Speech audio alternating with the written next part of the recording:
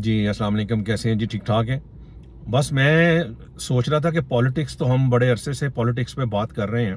आज क्यों ना जो पॉलिटिक्स की वजह से हमारे मुल्क में जो मनफी असरात पैदा हुए हैं उसके बारे में बात करें.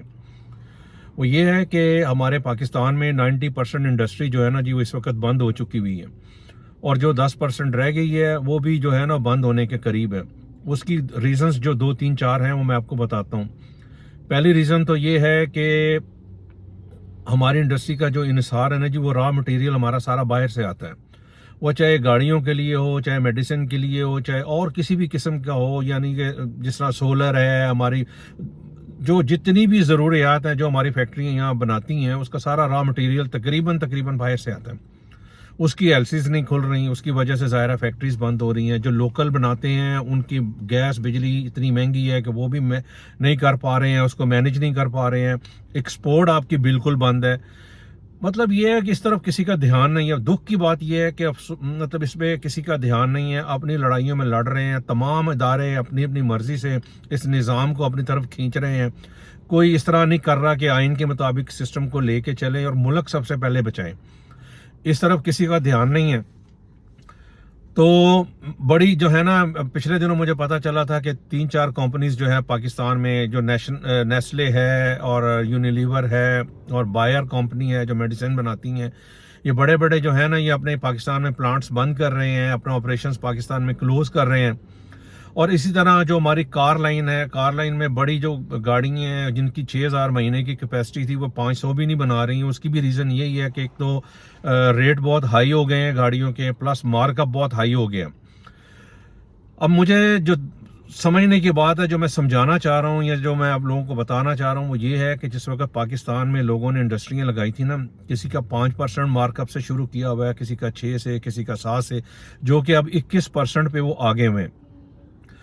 इंडस्ट्री आगे से चल नहीं रही है, मार्कअप जो है वो मल्टीप्लाई बैंकों के मीटर हो रहे हैं. तो ये तो बिल्कुल इसका एंड रिजल्ट जो है ना वो कोलैप्स है. बिल्कुल ये ख़त्म हो जाएगी, इंडस्ट्री बंद हो जाएगी. और इसी वजह से कई बंद भी हो गई हुई हैं.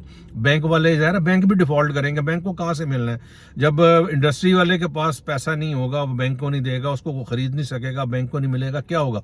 अल्टीमेटली पूरा मुल्क जो है ना वो डिफ़ॉल्ट के ख़तरे में पड़ा हुआ है. हम लोग सिर्फ यही देख रहे हैं ना जी, सारा जोर IMF पे लगा रहे हैं 1 अरब सवा अरब डॉलर लेने के लिए, और बाकी इस तरफ ध्यान नहीं कर रहे, जिसकी वजह से आपको अरबों डॉलर का बेनिफिट्स हो रहा था, टैक्सेस आ रहे थे.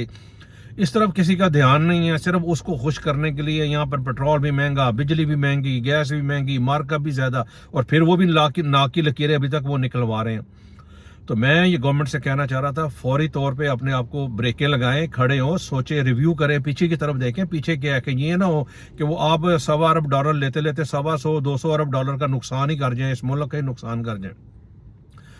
तो इसका मैं अल्टीमेटली यही कहना चाह रहा था, सबको मिलके कि इस बारे में सोचें. मुल्क है तो हम सब हैं, खुदा का नाम है, अपनी लड़ाइयाँ बंद करें. आप लोगों के सबके असासे बाहर हैं, चाहे वो जुडिशरी है, चाहे वो इस्टेब्लिशमेंट है, जितने चाहे सियासतदान है, सबके असासे बाहर हैं, सबकी औलादे बाहर हैं. यहाँ किसी का कोई स्टेक नहीं है. स्टेक है तो हम अवाम का जो यहाँ रह रहे हैं, ये जो 23 करोड़ भेड़ बकरी है ना, इनका स्टेक इधर है. इनकी तरफ से कोई खुदा का नाम है ध्यान कर लें. ये बहुत बुरे हालात में चल रहे हैं, और इंडस्ट्री को बचा लें. इंडस्ट्री बच जाएगी तो यकीन करें सारा कुछ बच जाएगा. वरना आप सवा अरब डॉलर लेके वो किसी अवाम को नहीं आना, वो आप लोगों के अंदर ही बांटा बोटा जाना. अवाम ने फिर जो है ना वो कर्जे उतारने में ही आप लोगों के लगे रहना है. तो बेहतरीन जो है ना वो यही है कि आप सबसे पहले इंडस्ट्री को चलाएं, मार्कअप को कम करें, ताकि लोगों के पे जो है ना वो बोझ कम से कम हो. अब देखो ना, जिसकी अगर आज से 4 5 साल पहले बैंक का लोन अगर किसी का महीने का अगर 1 लाख रुपये बनता था, वो अगर 17 लाख रुपये बन जाएगा, वो कहाँ से करेगा? ये नहीं मैनेज हो सकता. तो मेहरबानी करके फौरी तौर पे सारे इस पे मिल बैठें, छोड़ दें अपनी लड़ाइयाँ. हमें कोई इलेक्शन नहीं चाहिए. आप यकीन करें, जिस मर्जी अवाम से पूछ लें, किसी को कोई इलेक्शन में इंटरेस्ट नहीं है, क्योंकि आपकी हरकतें सबकी देख ली हैं, फिर यही शक्लें आनी है, नया निज़ाम तो आना नहीं है. तो मेरा सिर्फ यही है कि जिनके हाथ में सारा इक़्तिदार है, हकीकी इक़्तिदार है, उनको चाहिए कि सबको छोड़ें, इस वक्त मुल्क बचाएं. और मुल्क बचाने का तरीका सिर्फ यही है कि इंडस्ट्री चलानी चाहिए. बिल्कुल इंडस्ट्री चलाने के लिए जितना आपका जोर लग सकता है वो लगाएं. इंडस्ट्री चलेगी तो तमाम मामला सीधे हो जाएंगे. چلیں جی بہت شکریہ بس. اور انڈسٹری کے ساتھ ساتھ زراعت بھی ہے, زراعت کا بھی بیڑا غرق ہوا ہوا ہے, زراعت پہ بھی کسی کا انٹرسٹ نہیں ہے, بس وہ بھی اسکیمیں بن رہی ہیں. یہ ساری چیزیں بیٹھ کے مینج کریں اس کو, یہ مینج ہوگا تو یقین کریں ملک بچ جائے گا, ورنہ ملک نہیں بچنے لگا. صرف گورنمنٹ کا ڈیفالٹ نہیں ہے, یہ سب کا ہی ڈیفالٹ ہے.